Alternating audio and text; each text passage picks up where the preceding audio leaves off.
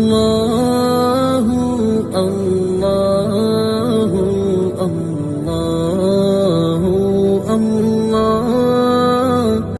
السلام علیکم ورحمۃ اللہ وبرکاتہ۔ ناظرین، آپ دیکھ رہے ہیں نور ٹی وی۔ آج حافظ سعد حسین رضوی نے پرجوش خطاب لاہور بار ایسوسیشن میں کیا۔ آئیے آپ کو دکھاتے ہیں کہ آج انڈیا اور مودی سرکار اور نور پور شرما کے بارے میں علامہ سعد حسین رضوی صاحب نے کیا فرمایا۔ اگر کوئی آ کر دیکھے تو صحیح نیچے شعلے بھڑک کس طرح رہے ہیں عشق کے۔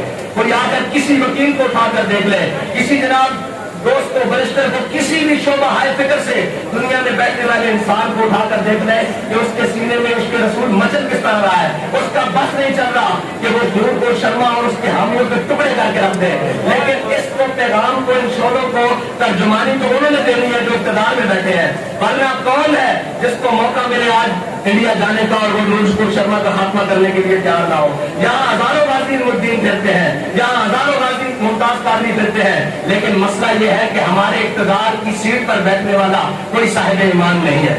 اگر ہوتے تو ان کو کہنا پڑتا، یار مجھے آپ بتائیں کس کو کہنا پڑتا ہے کہ تم ناموس رسالت کے لیے نکلو۔ ایک آواز نکلی، بعد میں سے سارے عاشقان رسول جمع ہو گئے، ایک آواز وزیر اعظم اور صدر دے یا ملک کا مقتدر کوئی شخصیت دے تو یہ کیا قوم باہر نہیں آئے گی؟ آئے گی نا قوم۔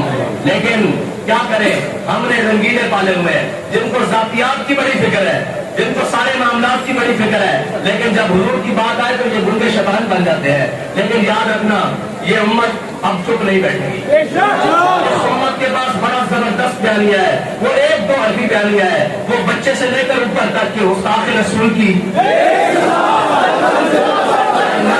نبی جان